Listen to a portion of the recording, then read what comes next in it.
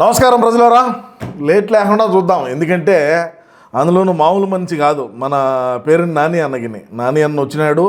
మరి బ్రహ్మాండంగా ఆయన వాక్ చాతుల్యం ఉంటుంది. బ్రహ్మాండంగా అన్న దగ్గర మంచి మంచి ఆ శబాష్ పేరు నాని అని అనిపించుకునేటువంటి పనులన్నీ చేస్తూ ఉంటాడు. సరే, ఇంతకు నిన్నటి రోజున ఆయన ఒక ప్రెస్ మీట్ పెట్టి మాట్లాడటం జరిగింది రాజధాని గురించి. మరి సరే, అమరావతి గురించి మనం ఎన్నో మాట్లాడినాం, ఎన్నో చేసాం, అవన్నీ పక్కన పెడితే సరే, ప్రస్తుతానికి ఏమేం మాట్లాడుతున్నాడు ఇందా, మళ్ళీ లేట్ అయిపోతుంది. రండి రండి రండి రండి. నేను ఆరా చంద్రబాబు నాయుడు గారిని అడుగుతాను, ఏం పెట్టారు ఇవాళ? చట్ట సవరణ కోసం పెట్టారు కదా.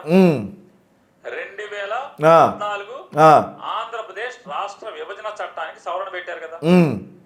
నేను డిమాండ్ చేస్తాను వైఎస్ఆర్ కాంగ్రెస్ పార్టీ. ఏమి డిమాండ్ చేస్తున్నావు నైనా? నీ డిమాండ్లు ఏందో చెప్పు, దేక్తాము. ఏమి డిమాండ్లు చేస్తున్నావు? మనం 5 సంవత్సరాల పాటు ఎక్కడా కూడా ఏమి డిమాండ్లు చేసిన పాపాన పోలా. మరి అదేవిధంగా నీ బందరు పోర్టుకు సంబంధించి కూడా ఏడైనా డిమాండ్ చేసావా? నువ్వు అన్న దగ్గర పోయి డిమాండ్ చేసావా? నా నియోజకవర్గంలో నా మచిలీపట్నం ప్రాంత ప్రజల యొక్క ఆశ ఆకాంక్ష ఇది. నా మచిలీపట్నం పోర్టును మీరు త్వరగా పూర్తి చేయండి అని డిమాండ్ చేసినావా ఏ రోజైనా? చెప్పు, నువ్వు చెప్పు నైనా. నీ డిమాండ్ ఏందో చెప్పు చెప్పు. ఆవు ఆవు. ప్రత్యేక హోదా ఇంతవరకు అవ్వలేదు కదా, అది చట్టంలో లేదు. ప్రత్యేక హోదా అనేది చట్టంలో లేదు. చెప్పు. పార్లమెంట్ లో ప్రధానమంత్రి ప్రకటన మాత్రమే పరిమితం అన్నారు కదా. ఇవాళ చట్ట సవరణ జరుగుతుంది కాబట్టి పనిలో పనిగా ప్రత్యేక హోదా, ఆంధ్రప్రదేశ్ రాష్ట్రానికి ప్రత్యేక హోదా కావాలని చెప్పని మీరు తీర్మానం చేయమని అడుగుతాను. మనం 5 సంవత్సరాల పాటు అధికారంలో ఉన్నాం పేరు నాని గారు. తమరికి ఏమన్నా గుజ్జు ఉండదా? గుజ్జు లేక ఏమన్నా మాట్లాడుతున్నావా? లేకుంటే సోయ ఉండదా? సోయలో లేకుండా ఏమన్నా మాట్లాడుతున్నావా? మెడలో వంచి ప్రత్యేక హోదాలు తీసుకొని వచ్చామని చెప్పినటువంటి ఘనుడు ఎవరు? మన అన్నయ్య. మరి మనోడి మీద ఉండేటువంటి కేసుల్ని తాకట్టు పెట్టి మనం ప్రత్యేక హోదా తీసుకురాలేదా అని రాష్ట్రంలో ఉండేటువంటి ప్రజానీకం అనుకునేటువంటి పరిస్థితి. ప్రత్యేక హోదా కోసం ఏ విధంగా మనం రోడ్లెక్కి ఆందోళనలు చేసినాం, ఏ విధంగా నిరసన వ్యక్తం చేసినాం. 5 సంవత్సరాల పాటు అధికారంలో ఉంటే ఏనాడైనా సరే ప్రత్యేకంగా రాయలసీమ వెనకబడిన జిల్లాల ప్రత్యేక ప్యాకేజ్ గురించి మనం మాట్లాడాలా? మన ప్యాకేజీల గురించి మనం ప్యాకేజీలన్నీ మనం తెచ్చుకొని మనం ఏ విధంగా మనం ధనవంతులైనాం తప్ప ప్రత్యేక హోదా లేదు. మళ్ళీ అదేవిధంగా రైల్వే జోన్ కథ తెలీదు. మరి అదేవిధంగా రాయలసీమ వెనకబడిన జిల్లాల కథ తెలీదు. మరి మనం అధికారంలో ఉన్నప్పుడు దేనికని ప్రత్యేక హోదా కోసం బిల్లు పెట్టలేకపోయినాం? మనందరం కూడా మన మంత్రులతో కమిటీ వేసుకొని మరి దేనికి చేయలేకపోయినాం? అన్న మీద ఉండే కేసులనే, లేకంటే సినాయన కేసునే, లేదంటే అన్న మీద ఉండేటువంటి ఏదైతే ఆర్థిక, మనం ఆ మాట ఎందుకు అంటాం కానీ, ఆర్థిక నేరస్తుడుగా పేరు పొందినటువంటి మన అన్న మీద మళ్ళా ఏడా మెడిదెబ్బలు వచ్చాయని ఏమన్నా మీరు అడగలేదా? మెడలోంచి ప్రత్యేక హోదా తెద్దామన్నాం, ఎట్టబోయింది? ఎందుకు మాట్లాడలా? ఎంతమంది విద్యార్థుల్ని రోడ్ల మీదకి తీసుకొని వచ్చి మాట్లాడించినావు? నువ్వు ఈరోజు ప్రెస్ మీట్ పెట్టి ప్రత్యేక హోదా గురించి సిగ్గన్న అనిపించడంలా?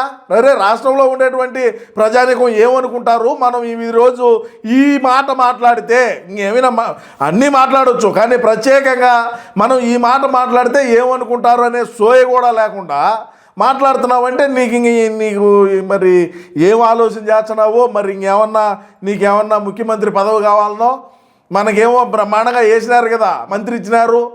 మరి మన కులపాలందరినీ తిట్టండి అని చెప్పి, మరీ ముఖ్యంగా పవన్ కళ్యాణ్ గారి మీద బ్రహ్మాండంగా నువ్వు మాట్లాడతావు, శబాస్ అని చెప్పి కూడా అన్న దగ్గర నువ్వు మెప్పు పొందినావు. మరి ఎందుకు ఈ పాలేరు మాటలనా? ఇది ఏమన్నా మాటేనా? ప్రత్యేక హోదా మెడలు వంచి తెచ్చామన్నటువంటి మగోడు మనోడు. ఆ మగోడు అధికారంలో ఉన్నప్పుడు ఏనాడు కూడా ఏమి చేయకపోగా ఈరోజు నువ్వు ప్రెస్ మీట్ పెట్టి మరి ప్రత్యేక ఇది అంట చెప్పుగా. నువ్వు చెప్పు నైనా, నువ్వు చెప్పు. అసెంబ్లీ పెట్టండి, తీర్మానం చేయండి. అసెంబ్లీకి ఏమి నువ్వంటే బాలేవు. మన దగ్గర ఉండేటువంటి 11 మంది శాసనసభ్యులు కూడా అసెంబ్లీకి పోయి మరి తీర్మానం చేద్దాం రాండి. నిన్న జరిగింది కదా, నిన్న ఏమన్నా ఏమన్నా పొగేస్తా ఉన్నారా ఆడన్నా? మొన్నటి రోజునే అన్నేమో ఎలాగా ప్యాలెస్కి పోయి ఆడ పడుకోనే. మరి మన దగ్గర ఉండేటువంటి ఆ 10 మంది అయినా సరే మీరైనా పోండ్రా స్వామి, నేనంటే అసెంబ్లీలో గతంలో అన్ని రకాలుగా మాట్లాడినాను, రాజధాని అమరావతి అన్నాను, నేను ఇల్లు కట్టుకున్నా అన్నాను, మేము ఒప్పుకుంటున్నాము, మాకు ఎటువంటి అభ్యంతరం లేదు రాజధాని ఇక్కడే ఉండటంలో, అమరావతిలో కట్టడం అని చెప్పి మేము గతంలో మాట్లాడినాము. మేము అన్నీ చేసినప్పటికీ మళ్ళా అధికారంలోకి వచ్చిన తర్వాత 3 రాజధానుల స్టాండ్ తీసుకున్నాం, 3 రాజధానులు కట్టాలనుకున్నాం.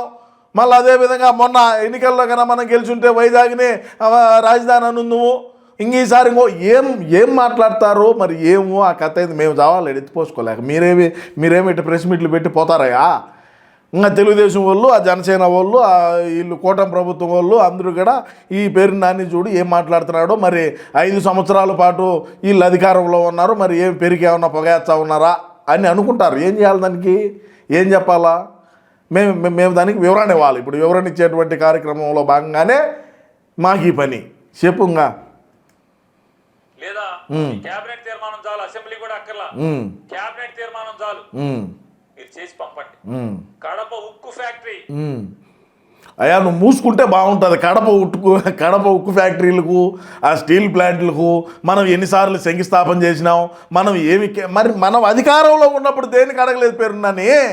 నువ్వు అధికారంలో అన్న ముఖ్యమంత్రిగా ఉన్నాడు, నువ్వు మంత్రిగా ఉన్నావు, నువ్వు అవన్నీ ఈ సవరణ చేద్దాం, ఈ వివరణ చేద్దాం, మనం రాయలసీమకు ప్రత్యేకంగా మా రాయలసీమ నీకేం తెలుసు? మీకేం బ్రహ్మాండంగా నీళ్లు ఉంటాయి, 3 పంటలు పడుతాయి. మా రాయలసీమ కూడా అదో ఇప్పుడు ఆ చంద్రబాబు నాయుడు గారు గతంలో ఆ పట్టిసీమ అని చెప్పి నీళ్ళు తీసుకొచ్చి ఇచ్చాడు తప్ప అంతకుముందు మా పరిస్థితి ఎట్టుండింది తెలుసా? మా పరిస్థితులు ఎట్టున్నాయి గతంలో.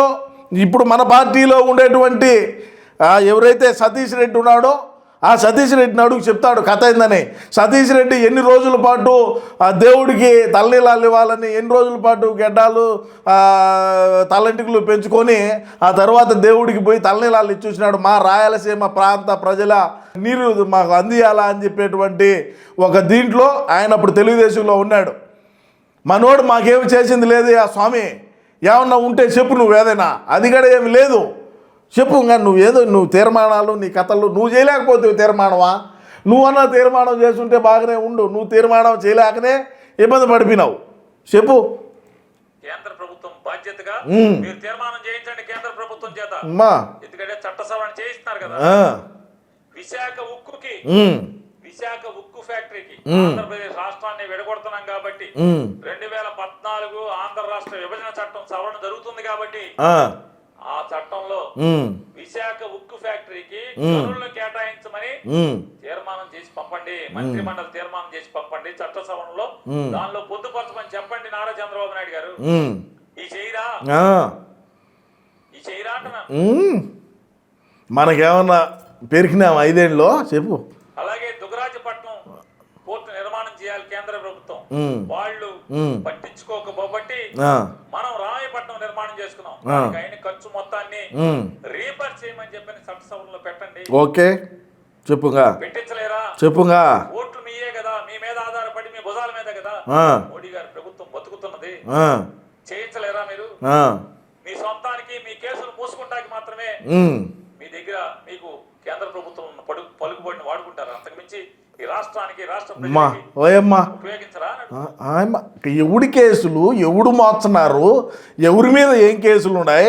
మనం 5 సంవత్సరాల పాటు మనం ఏనాడు కూడా కేంద్ర ప్రభుత్వాన్ని మనం నిలదీయకపోగా పోలవరానికి సంబంధించి కానీ, రాష్ట్రానికి అభివృద్ధి చేసుకునే విషయం కానీ, రాజధానికి సంబంధించి కానీ, పోర్టుల విషయం కానీ, మా రాయలసీమ జిల్లాలకు వెనకబడిన జిల్లాలు వంటి జిల్లాలకు ప్రత్యేకమైనటువంటి ప్యాకేజీలు కానీ ఏమీ మాట్లాడకపోగా ఆడికి పోయి ప్రత్యేక హోదా మెడలు ఉంచి తేవడం అనేది పక్కన పెడితే ఈయన మెడలు ఉంచుకొని తలకాయ కాళ్ళసందన పెట్టుకొని ఆడికి పోయి నమస్కారం పెట్టి ఆడ ఒక పూల బొకే ఇచ్చి కాళ్ళకు పోయి దండం పెట్టుకొని వచ్చినటువంటి రోజుల్లో నువ్వు ఎక్కడ ఉన్నావు? నువ్వు దేనికి మాట్లాడలేకపోయినావు? పోలవరం గురించి ఏనాడైనా మాట్లాడినావా? ఏనాడు కూడా మాట్లాడలా. కేంద్రం దగ్గరికి పోయి మనం ఏనాడైనా సరే రాష్ట్ర భవిష్యత్తు కానీ రాష్ట్రానికి సంబంధించి కానీ ఏనాడైనా మాట్లాడుంటామా? ఏనాడైనా మాట్లాడుంటాం. పోర్టులు అంట, ఎన్ని పోర్టులు తెచ్చారు మీరా? మనం ఎన్ని పోర్టులు తెచ్చినామో? మీరంటే ఇంకేమన్నా మాపులు ఏమన్నా తెచ్చుంటారేమో మాకు తెలియదు. మన పార్టీకి సంబంధించినటువంటి వ్యక్తులకు పోర్టులు, మెడికల్ కాలేజీలు, పర్మిషన్లు ఉండే మెడికల్ కాలేజీలు కట్టాము. ఇక్కడ కేంద్రం అనుమతి ఇవ్వకుండానే ఇక్కడ మెడికల్ కాలేజీలు కట్టి ఆయా లెక్కంతా ప్రభుత్వ ధనాన్ని అంతా దుర్వినియోగం చేసి ఆ పిల్లర్లు వేసి అవి చేసినటువంటి చరిత్ర మంది పేరునని నువ్వు ఈరోజు కేంద్రం గురించి కేంద్రానికి సవరణ ఇవ్వండి, మీరు బిల్లు పెట్టండి, చట్ట సవరణ ఇవ్వండి అని చెప్పి చెప్తున్నావు. 5 సంవత్సరాల పాటు మనం అధికారంలో ఉన్నాం. ప్రత్యేక హోదా గురించి ఎందుకు మాట్లాడలేకపోయినావు? సో మనం కేంద్రం గురించి మనం కేసులు ఉన్నాయని చెప్పి మన బాధలు మనకు లచ్చా. ఇప్పుడు నువ్వు ఇది అన్నకి చెప్పే చేసావా? నువ్వు అన్నకైతే చెప్పి కాదు కదా నువ్వు ఇది చేసింది. వాస్తవం మాట్లాడదాం, చెప్పి కాదు. నువ్వు అన్నకి చెప్పి చేసి ఉంటే వదిలే పేరు నన్ను మాట్లాడు వదిలే దాని గురించి అని చెప్పుంటాడు. ఆయన బెంగళూరు పోయినాడని నువ్వు ఇప్పుడు ఇక్కడ ప్రత్యేకమైనటువంటి ఒక ప్రెస్ మీట్ పెట్టి ప్రత్యేక హోదా గురించి మాట్లాడటము, స్టీల్ ప్లాంట్ల గురించి మనం మాట్లాడాలా, ఉక్కు ఫ్యాక్టరీల గురించి మనం మాట్లాడాలా. అధికారంలో ఉన్నప్పుడు మనం ఏ విధంగా పందికొక్కుల మాదిరి రేషన్ బియ్యాలు తినాలా, ఇక్కడ శ్మశానం అయితే ఆడ ఎట్ట మనం భూమి కబ్జాలు చేయాలా, దేవుడు మాన్యాలు ఉంటే ఏ విధంగా కబ్జాలు చేయాలా, ఇంకొక రకంగా ఎవరైనా ఉంటే వాటిని ఏ విధంగా కబ్జాలు చేయాలా, వాటిని ఏ విధంగా మన పేర్ల మీదకి మార్చుకోవాలా, ఏ విధంగా ఆన్లైన్ చేసుకోవాలనేటువంటి దీంట్లోనే ముందుకు పోయినావు తప్ప నీ బతుకు నువ్వు ఈరోజు వచ్చి ప్రత్యేక హోదా గురించి మాట్లాడుతున్నావు. రాష్ట్రంలో ఉండేటువంటి ప్రజానీకం దేంతో నవ్వుతారు ఆలోచన చేసుకుంటే బాగుంటుంది అనేది నా యొక్క అభిప్రాయం. ఆ తర్వాత అన్నపోండి. సరే రాష్ట్ర ప్రజలారా, ఏది ఏమైనప్పటికీ కూడా మనమైతే అన్నను ప్రధానమంత్రిని చేసేదాకా మనం ఖచ్చితంగా పేరు నాని ఏం మాట్లాడినా, ఇంకొక నాని ఏం మాట్లాడినా, ఇంకొకటి ఏం మాట్లాడినా కూడా వాటికి వివరణ ఇచ్చుకుంటా మనం ఖచ్చితంగా అన్నను 2039లో ఖచ్చితంగా ప్రధానిగా చూడటమే నా యొక్క లక్ష్యం. ఆ లక్ష్యంగానే నేను ముందుకు ఉండాలని కూడా తెలియజేసుకుంటూ, సరే పేరు నాని మాట్లాడిన దానికి మీ యొక్క అమూల్యమైన అభిప్రాయాన్ని తప్పకుండా కామెంట్ రూపంలో తెలియజేయండి. నమస్కారం.